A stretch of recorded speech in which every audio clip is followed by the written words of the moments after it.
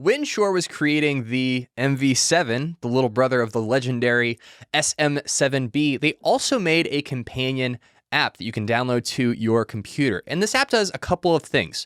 It allows you to tweak your audio recording settings to really dial them in so your voice sounds better going into the microphone and you have less to do when you're editing it. And there are also some really cool post-processing features that you can add in real time as you're recording your podcast episodes. So if you watched our full Shure MV7 review video that Jalon did, you'll know that I popped in to do a brief overview of the auto level settings within the Shure MOTIV app. But in this tutorial, I'm going to walk you through both sides of the app, both the auto level side and the manual side if you really want to dial it in.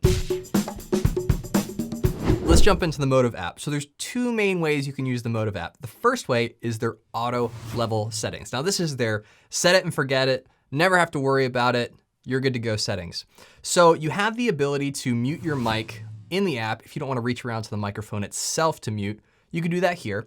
And then what this monitor mix means is how much of yourself you're hearing in your microphones.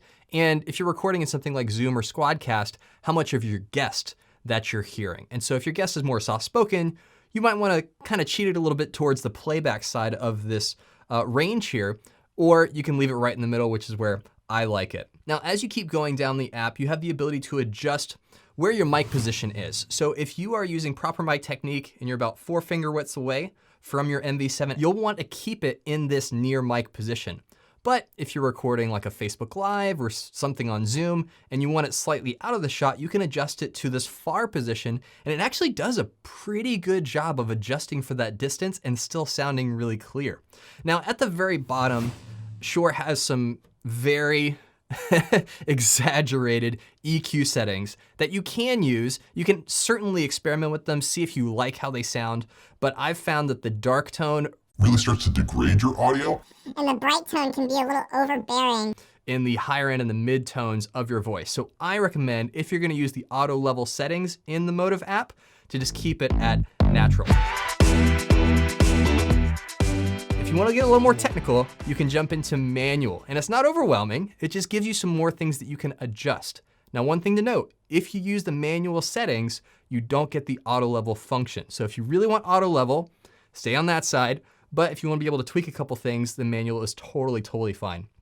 So just like with the auto levels, you can mute your mic and unmute your mic directly from the app. You can adjust your mic gain here inside of manual settings. Same thing with monitor mix. Now these EQ settings, this is more specific than the dark, natural, bright settings that you had in the auto level side. You can either go with a flat EQ profile, which essentially means just how your voice naturally sounds.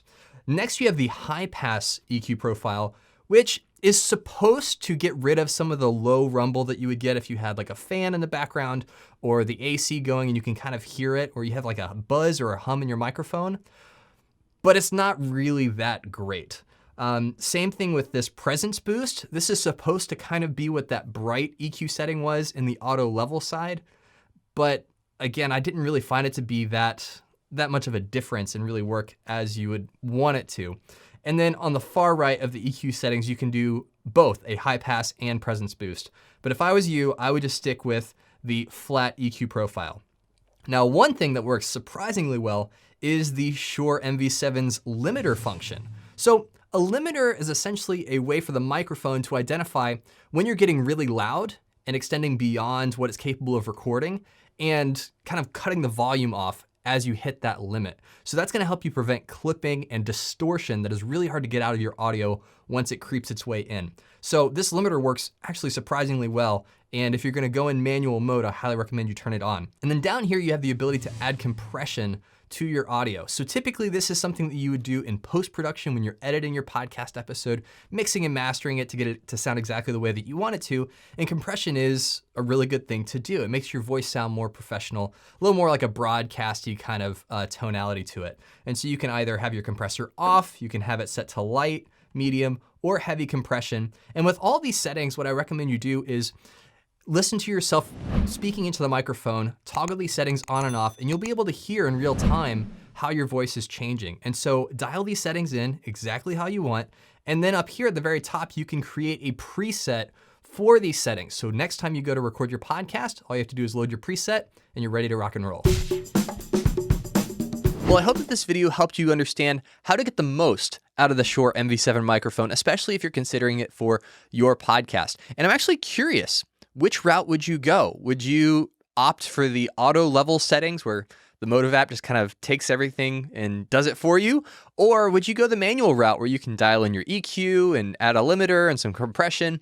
Which option would you choose? I'd love to know in the comments below this video. And if you haven't yet watched the full review of the Shure MV7 here on our YouTube channel, make sure that you do that because Jalon goes over the features, the benefits, all the things you can do to really dial it in and make it perfect for your podcast. Well, that's it for today. Thanks for watching. And as always, keep podcasting.